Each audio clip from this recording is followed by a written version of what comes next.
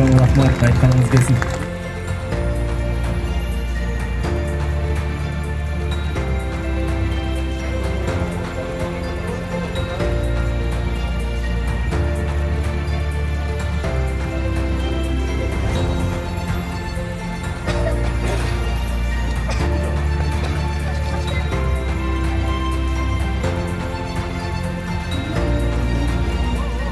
Гүлчайлын тургундары, алыс жакындан келген коноктор, мына бүгүн Жакшынакай маараке болуп, Жакшынакай салтанат болуп атат. Анткени Гүлчайлындагы 1986 жылы туулган биздин агаларыбыз ушундай калктын аярлуу катмарын аралап, аз камсыз болгон үй-бүлөлөргө кол сунуп, ушундай өзүңүздөр күбө болуп атасыздар. Тактынакай болгон ак өргөнү өз элерине тартуулаган турат. Бүгүнкү салтанаттуу кечени ачып берүү үчүн бул жака сөз кезегине Алай райондук жергиликтүү мамлекеттик администрациясынын башчысы, акимдин орун басары Осмонов Бактыбек Арапбаевичке беребиз.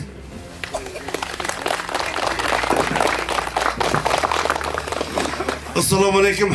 Урматтуу Алай районунда өзгөчө күн тартуулап аткан 1986 жылкы бүтүрчүлөр, инилер, чындыгында бүгүн районда өзгөчө күн.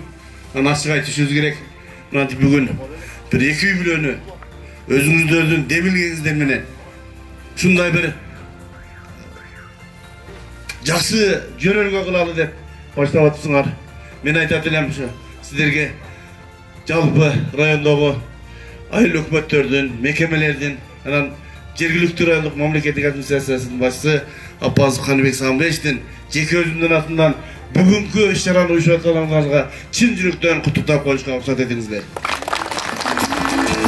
Биз кече Куштарбек өзү чыгып, Бактар Апаевич ушундай демилге кылып, билесиздер, былтыр 85 жылга эми өздөрү демилге көтөрүп эле, ошол өздөрү үйдүн муктаждыгын көрүп, тандап келишти эле. Анан кечинде Куштар экөөбүз сүйлөштүк.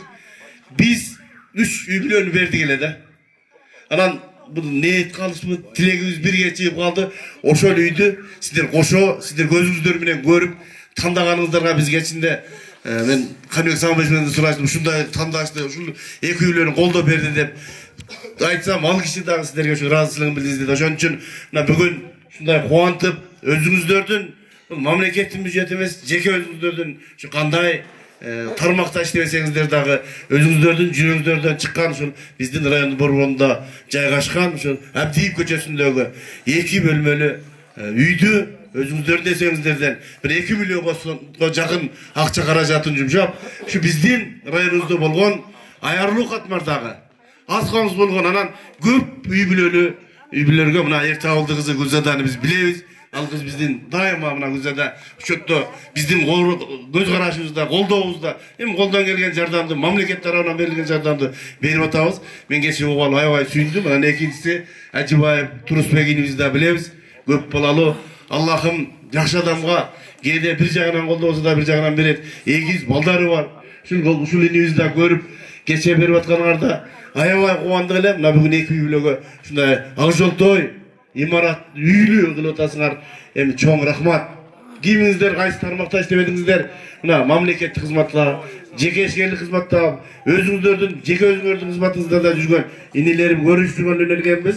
Ушу 5 мектептен 80 бала бүтүрүүчү ушу быйыл биздин районубузда чоң демилге колдоп бериңиздер. Мен ойлойм, бул сиздердин демилгеңиздерди башка Кудай буйрса 87-90 кийинки поколение колдоп кетсе керек деп ойлойм.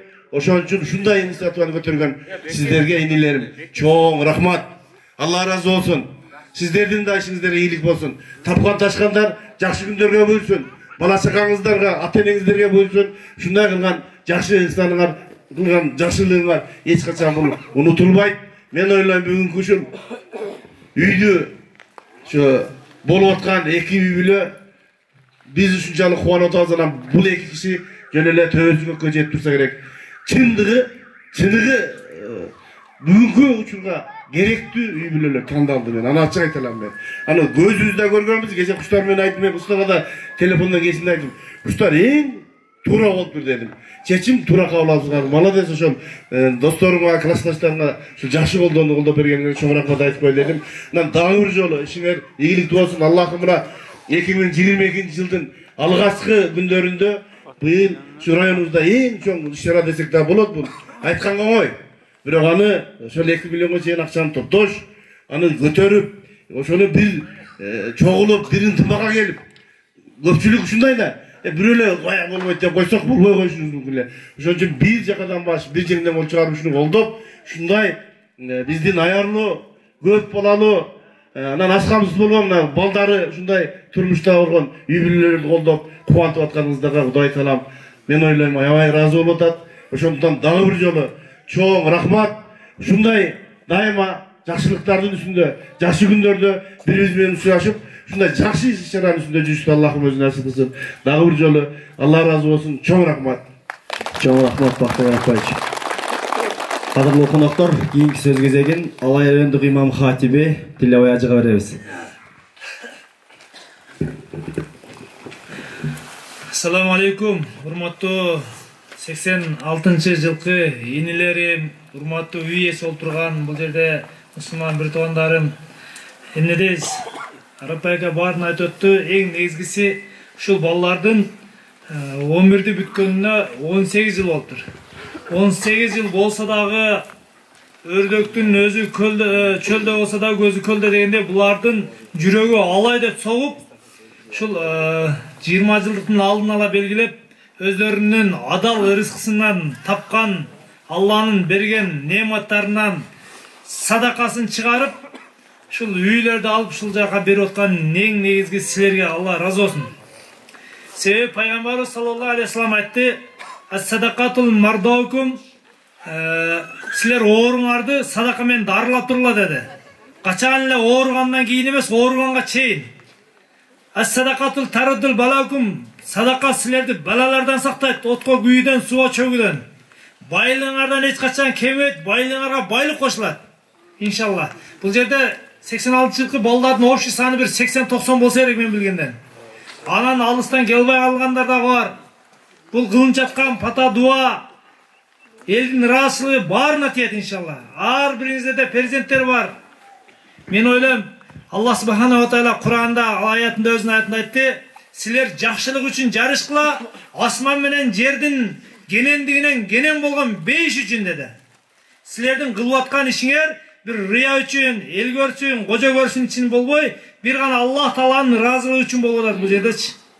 Мына силерден мурунку поколение дагы кече былтыры ушундай үйлөрдү берип, бул эми аябай жакшы самалык.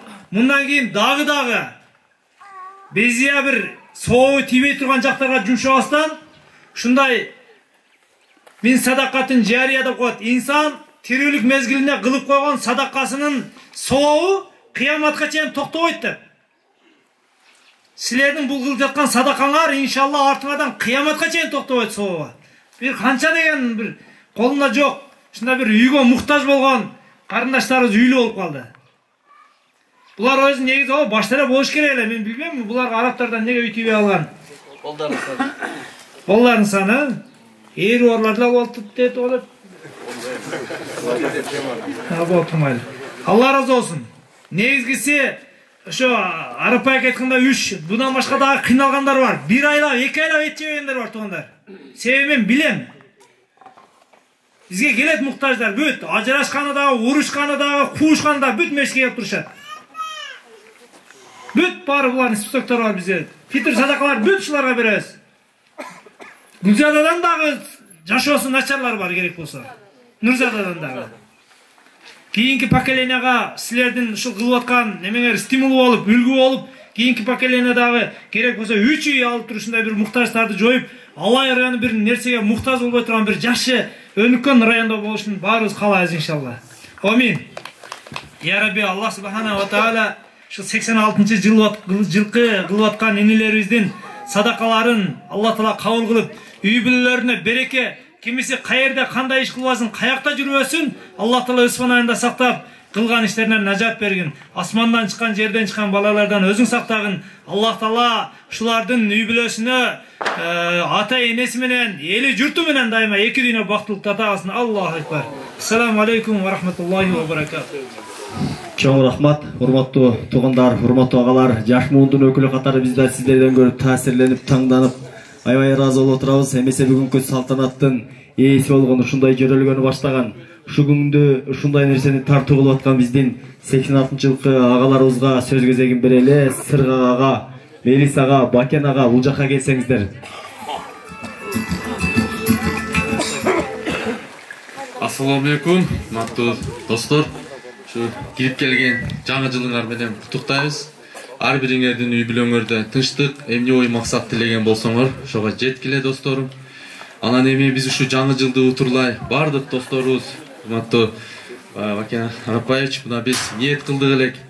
Биз ушундай качан бизден улуу агаларыбыз ушундай салт калтырып, жылда ушундай жаңы жылдан кийин көк бөрү ойноп, аз камсыз болгон үй бүлөлөргө жардам, андан башка да жардамдар берип келишет. Биз ошолордун таасири менен мына бүгүн досторубуздун демилгеси менен бардыгыбыз чогуу бир жакадан баш кылып, бардыгыбыз бири-бирибиз менен сүйлөшүп, мына бүгүн ушул жерде чогуу сиздер менен бирге отурабыз.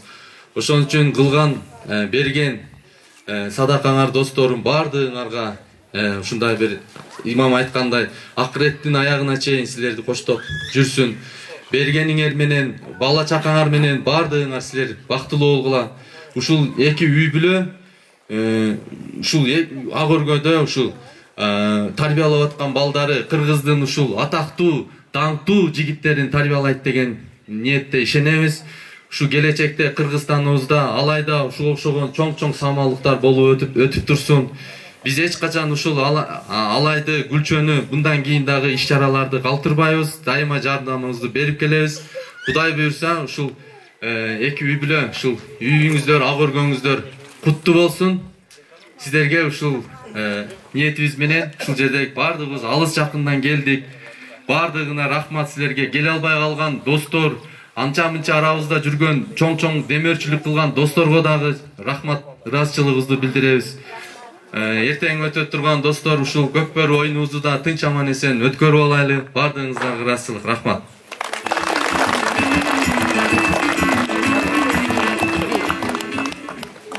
Ассаламу алейкум.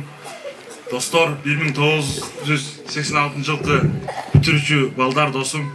Силерге эмне айтарым? Ушу эки үй бүлөгө жакшы ак өргө алып салып берип атабыз. Быйыл баштадык эле. Кудайга шүгүр, бар жогубуз жападан тырмак чогулуп, ушул ниетибиз ишке ашты. Не дейм, бар жоңарга ишиңерге ийгилик, үй бүлөңөр менен тынч болгула. Ушу ар дайым элдин уулу болуп, элдин кызматын кылып жүрө бергиле. Рахмат силерге. Ассаламу алейкум, урматтуу достор. Баарыңардын кирип келген жаңы жылыңар менен куттуктайм. Медейбиз бардык ушул жерде турган 1986 жыл тууган достор ушул демөөрчү болуп, бардыгы ушул жапа турма киришип, ушул бир демөөрчү кылып жакшы иш-чараны баштап жатабыз.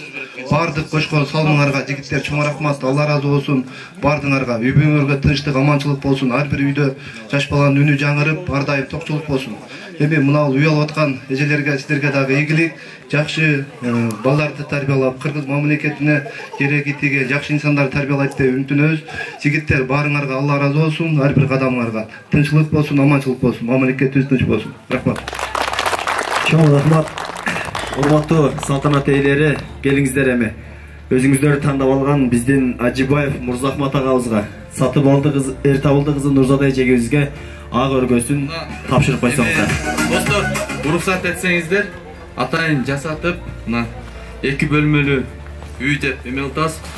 Ажибаев Мурзахмат Абылдаев сизге тапшырайлы. Келиңиз.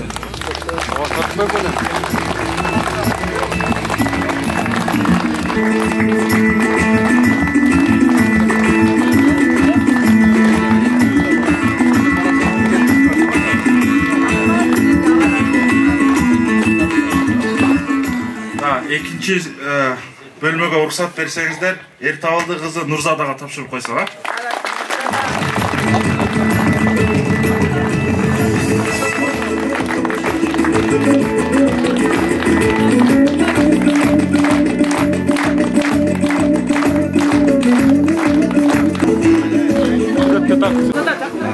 Sizler bana biz birbirine cahil olup kaldık. Halista, Güröv, Toplumlar'dan sizlerge burasını bildirem. Allah razı olsun.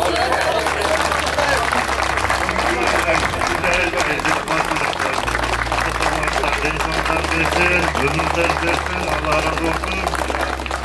Çok rahmat. Turat şunu bilen kalalaz. Geliniz Nurza Bece.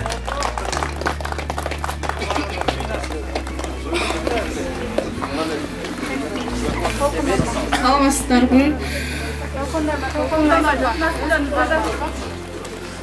86 жылғы akalarıma Allah razı olsun. Үйлеріңіздерге бақыт. Толқындап нені сөйлешімді де білмеймін. Сіздерге рахмат, Аллахым разы болсын барлығыңыздарға.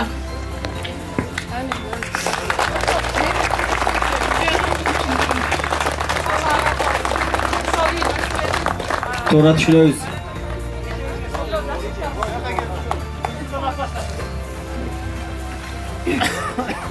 Мәле ошо 86-жылкы балдар өмүрүңөр узун болсун, ата-энеңер менен тынч болгула, жаңы жылда жаркырап, ойноп күлүп жүрө бергиле. Менин кызымды сыйлап үй бергениңерге рахмат. Сен дагы өнүп өсүп, бактылуу балдардан болуп, тез жүргүлөсө да болгоңдар. Ойнин оолуңар, билесеңер кең болсун. Ал жолтой балардан болгула, балалы чакалы болуп өнүп өскүлө, ата-энеңердин күнүгү үчүн көргүлөсө да болгоңдар. Өмүрү болгула. Чоң рахмат, айтканыңыз келсин. Мурзахмат агабыздын жубайына сөз кезегин беребиз. Келиңиз эже, сизден да ыраазычылык сөз болсун. Урматтуу 86 акалар, сиздерге рахмат.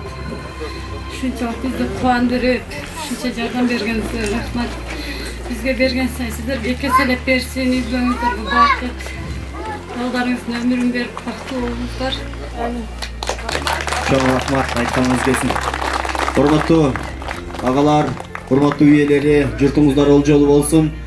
Бүгүнкү салтанатты куттуктап келгенбиз. Бул жака конокторго сөз беребиз. 1985 жылы туулган агаларыбыз, келиңиздер. Жана ошондой эле 1987 жылкы төрөлгөн биздин агалар. Келиңиздер ыраазычылык сөзгө. Бүгүнкү 1986 жылкы достор, Алла разы болсун. Мынайты эки үй бүлөнү сүйүнтүп отурасыңар.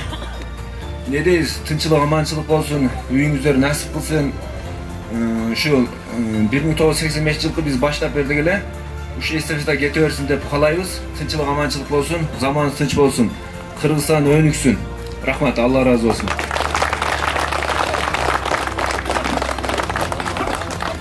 Ассаламу алейкум, урматтуу жамаат. Мына бүгүн жакшы самалыкка жолугуп отурабыз. 86 жылкы балдар, достор, силерге Аллах Таалам разы болсун. Эки дүйнө бактылуулугун ар бириңердин үйүңөргө ата кылсын. Алыс жакындан келген мына 86 жылкы балдар куш келипсиңер. Алма сабагынан алыс түшпөйт дейт. Өзүңөр кайсыл жерлерде болбосо дагы ушу айылдын мына бүгүн Кудай кааласа эки үй билен үйлүү кылып отурасыңар. Азыркы бул көз жаш сүйүнүчтүн көз жашы. Буга окшогон самалыктарды да көп кылып жүрө бергиле. Эртеңки өтө турган улаңар тынч, аман, кандай ниет максат кылсаңар, ниетиңер ишке ашып, элдин батасын тынч аман алып, үйүңөргө кайткыла достор. Алла разы болсун, чоң рахмат. Чоң рахмат, урматтуу туугандар, сиздердин кабарыңыздарга кошумча маалымат катары Алай райондук имам хатиби кайрадан сөз сурап атат. Кезекти Тилебай ажыга беребиз. Урматтуу энелерим, бул жерде булардын көз жашын көрүп, баарыбыздын көзүбүзгө жаш келди. Силердин да көзүңөргө жаш келди. Мен карап турдум. Аллах Тааланын ыраазычылыгы үчүн чыккан көздөн чыккан жаш кайра көзгө кирмейинче баарыңардын күнөөңөр кечириле берет деп. Көздөн чыккан жаш эч качан өзү кайра көзгө кирбейт. Мынакей кандай бир өнүн рахатына ээ болгон силерге Алла разы болсун. Экинчиден, эртеге дагы ушул силердин жанакы көкбөрү оюнуңар бар. Иншалла Алла насип кылса өтүп калабыз. Ошол жерде дагы соорундарыңар аябай чоң. Биздин кабарыбыз бар. Бирок ошону дагы адилет кылып өткөзүп, эгерде адилетсиздик боло турган болсо, мен өзүм дагы башында турам дедим. Анын дагы баш соорундарын жанакындай тойбогон жүрөк ачтарга бергенден көрө кем багаларга таркатып берген жакшы. Мен 1-2 балдарым менен сүйлөшүп калдым, Кудай кааласа анда сүйлөшөбүз машвара кылып. Машвара менен чечилген иште эч кандай өкүнүч болбойт. Кудай кааласа ошондой адилет болбосо, эптеп эле алдым жуттум боло берсе, бул жерде 80 баланын 80 өзүнүн ою бар да. 80ники бир чыкмайынча алар ушундай эл журт ушундай бир аламан улакты тартипсиз кыла берген болсо, токтотобуз дагы, андай улактарды көп токтотуп жүрөбүз. Колунда жок, жанакы сертификатта чыкпай калгандарга бөлүп бересиңер иншалла. Рахмат. Чоң рахмат. Баяндайтын деле, силер кылган садака Кудай мурса мусадамы? Абзалдоо көчөдөн агалып көргөн сен сөздөр жакшы кылганда келип жүрмүнбү? Агалар бар сүйүнүп катып жүргөзүн. Бисмиллахиррахманиррахим.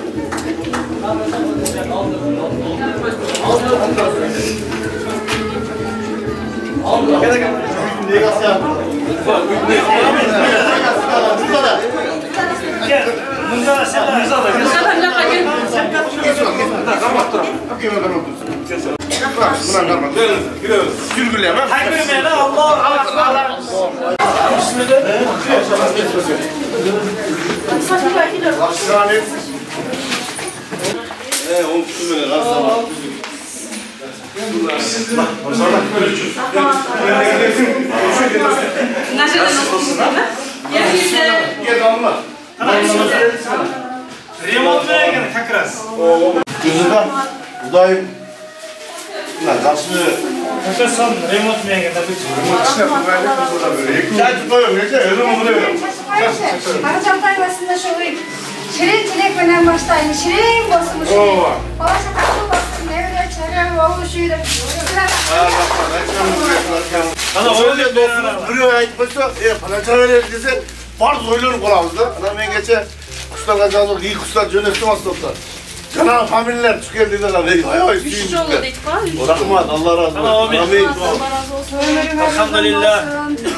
Азыр эже. Сүйүнүп да, рамжелде.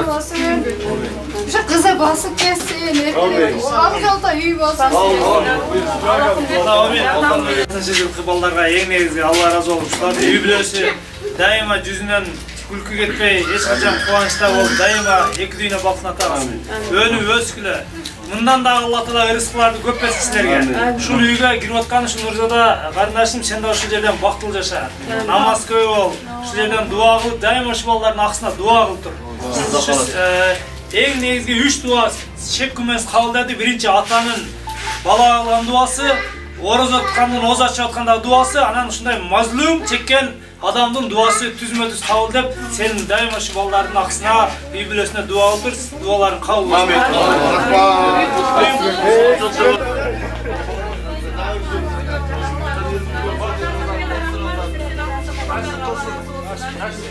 Атайын убактыңыздарды бөлүп, Россиядан, Бишкектен, Оштон келип чогулуп ушундай жакшы самалды, жакшы жерлерге уюштуруп бердиңиздер. Барыңыздарды кийинки Мырзахмат агабыздын үйүнүн алдына чакырабыз. Келиңиздер.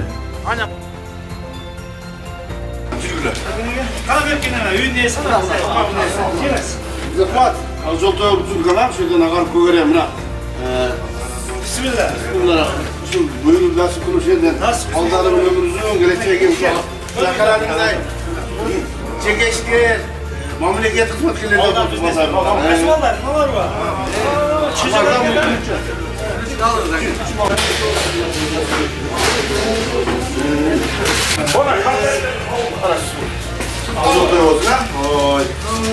Sen mınavda жақшылық бар балар.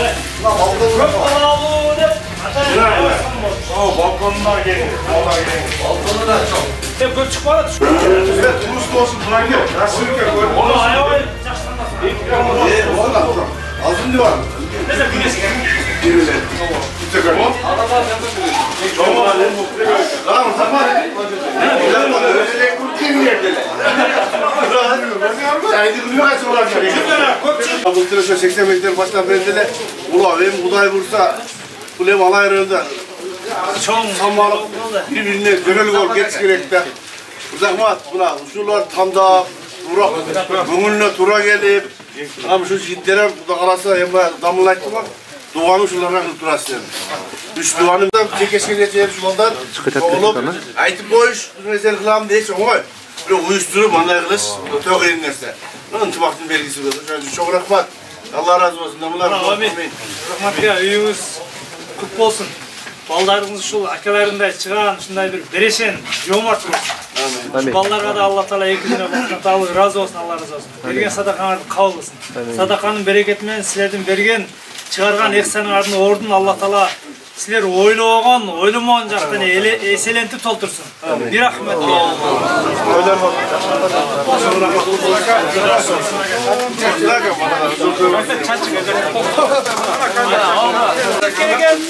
Allah size şu yüzünü açtırdı evi. Allah'a şükür kılıp namaz okuyun. Mescitke kattan, kollara bu. Namaz kılın. Allah. O gelin bana, bol de bırakma.